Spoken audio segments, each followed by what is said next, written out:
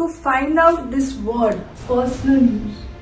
जब भी ये पर्सनल यूज जैसा वर्ड आपको कहीं भी दिखे तो आपका कौन सा अकाउंट अफेक्ट हो रहा है? Definitely one of them is drawings. 100% purchase कर रहे हो, अगर आप प्लांट परचेज कर रहे हो तो वो एक एसेट परचेज कर रहे हो और उस सिनेरियो में वो उस एसेट के नाम से शो किया जाएगा in your books of accounts and not in the form of a purchases. Purchases is always in refer. पैसा आया तो वो सेल्स है? नहीं, वो सेल नहीं है, वो एक्स्ट्रा ऑर्डिनरी इनकम है आपकी. ठीक है, जो आपके एसेट बेच के आपको मिल रही है. ठीक है.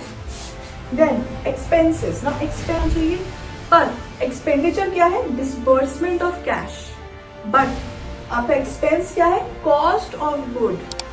ठीक है, तो डिसबर्समेंट ऑफ कैश आप किसके बेस पे कर सकते हो? आप इक्विपमेंट्स खरीद रहे हो उसके लिए कर सकते हो. Expense is the cost to produce that particular product, but expenditure is disbursement of cash that can be for long term. Say आप इक्विपमेंट खरीद रहे हो और कुछ भी short term paying off a salary. वो 5 लाख का बचा बट मैंने फिर भी उसे 6 लाख का बेच दिया.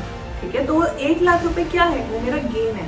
That gain is not from my business transaction, that gain is extraordinary gain. जो मैंने ओपनिंग स्टॉक का क्या मतलब है? जब मैंने शुरू करा अपना बिजनेस ट्रांजैक्शन में डील करना तो मेरे पास इतना ऑलरेडी पड़ा हुआ था वेयर हाउस में.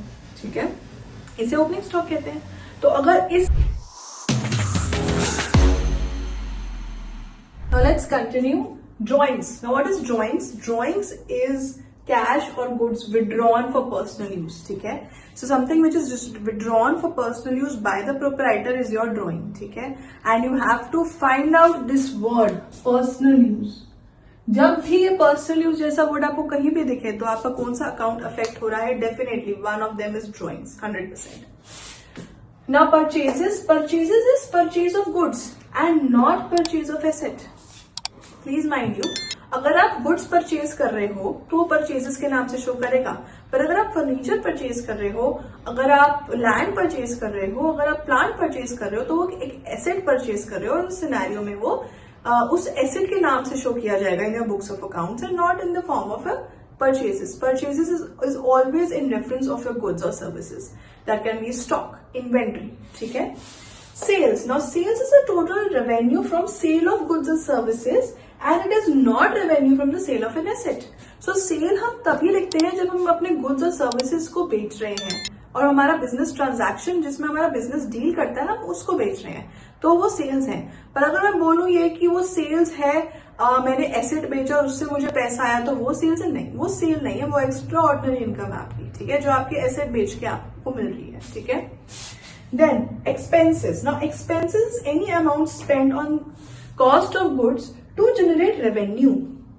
For example, wages, salaries, ये हमारा expense है. अब ये हमारा वो expense है जो हम इनका कर रहे हैं for my producing my good और service जिसमें हम डील करते हैं. अच्छा, इसके ऑपोजिट एक और नया बड़ा वर्ड आता है, वो है एक्सपेंडिचर. Now अगर इंग्लिश में बात करें तो एक्सपेंस और एक्सपेंडिचर सेम होना चाहिए, पर एक्सपेंडिचर क्या है? Disbursement of cash. बट आपका एक्सपेंस क्या है? Cost of good. ठीक है, तो डिसबर्समेंट ऑफ कैश आप किसके बेस के कर सकते हो? आप इक्विपमेंट्स खरीद रहे हो उसके लिए कर सकते हो, तो हमारा वो क्या हो जाएगा? लॉन्ग टर्म के लिए. तो हमारा क्या होगा? Capital expenditure. वर्सेस एक आप ऐसा एक्सपेंडिचर कर सकते हो जो हमारा रेवेन्यू नेचर का है, जो 1 साल में खत्म हो जाएगा. For example salaries. So I am not saying that both will not clash, but expenditure is a broader term. Expenditure, expense is a narrower term. ठीक है, ये यूजुअली 1 ईयर में खत्म हो जाता है, ये 1 ईयर के लिए होता है, but this is a long term thing. ठीक है, so there is a very minute difference between a expense and expenditure, right? And I hope that you understand this. Expense is the cost to produce that particular product, but expenditure is disbursement of cash that can be for long term. से आप equipment खरीद रहे हो और could be a short term paying of a salary is also an expense that like we have shown. So disbursement, your expenditure is a broader term जिसमें एक shorter term है expense. ठीक है, expense is usually for one accounting year and for one particular product, but expenditure एक अपने हो सकता है आपको maintain करने capacity of your plant, or you want to increase the capacity of the plant. So it is not just for that good of service, but you can have so many goods and services at one particular place. तो वो क्या मेरा expenditure है, वो huge amount का है. ठीक है, okay. Next, what we have is profit. Excess of revenue over expense is your profit, right? Simple में हमने गुड्स बेचे, हमको जितने का कॉस्ट पड़ रही थी उसके ऊपर हमने एसपी कर दी, तो हमारा जो डिफरेंस है वो हमारा प्रॉफिट है. What is gain? Now gain might also sound like profit only in English, but other sense में क्या है? Profit from business other than the main operations. जब main operations से हमें profit होता है तो हम उससे क्या बोलते हैं? Profit. बट जब मेन ऑपरेशंस के अलावा किसी तरीके से मुझे पैसा आ रहा है एक्स्ट्रा, तो वो क्या होता है? मेरा gain. For example sale of an asset. अगर मैंने एसेट मान लो 10 लाख रुपए का खरीदा था एंड आफ्टर 5 years में उसकी डेप्रिसिएशन लगने के बाद वो 5 लाख का बचा, बट मैंने फिर भी उसे 6 लाख का बेच दिया. ठीक है, तो वो 1 लाख रुपए क्या है? वो मेरा गेन है. That gain is not from my business transaction. That gain is extraordinary gain जो मैंने अर्न किया है अदर देन माई ऑपरेशंस. ठीक है, so that is gain. Loss, excess of expenses over revenue, no, nothing fancy. Stock. Now what is stock? Now stock can be your goods. It is your goods. It is your inventory.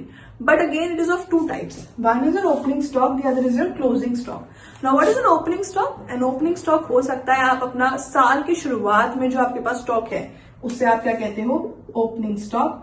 और साल के and में जो आपके पास stock रह गया जो बिका नहीं है उससे आप क्या कहते हो? Closing stock.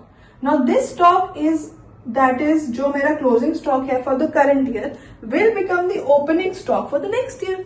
ओपनिंग स्टॉक का क्या मतलब है? जब मैंने शुरू करा अपना बिजनेस ट्रांजैक्शन में डील करना तो मेरे पास इतना ऑलरेडी पड़ा हुआ था वेयर हाउस में. ठीक है, इसे ओपनिंग स्टॉक कहते हैं. तो अगर इस साल जो रह गया, साल चेंज होने के बाद जो मेरा दूसरा साल शुरू हुआ, तो मेरा उस ऑलरेडी वेयर हाउस में वो तो वहीं रहेगा ना, वो तो ना चेंज होकर शिफ्ट हो जाएगा. सो that is your closing stock becomes your opening stock. Then debtors, they owe an amount to us. When I am saying they owe an amount to us, that is your debtors. But if we talk about creditors, to whom we owe some amount, जिसको हम ओ करते हैं amount वो हमारे creditor होते हैं. जिनको हमको पैसा देना है they owe amount to us, those are our debtors. Then what are receivables? Receivables is something that we have to receive. हमारे पास आना है. That amount is yet to be received. वो रिसीवेबल है.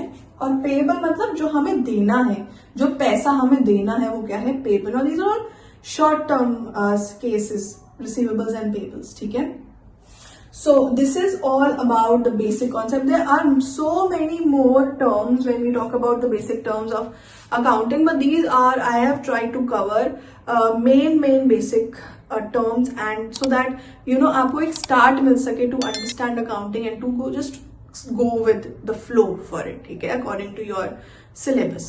I hope that you have liked the video, and please like, share and subscribe to my channel, and always hit the bell icon. Thank you.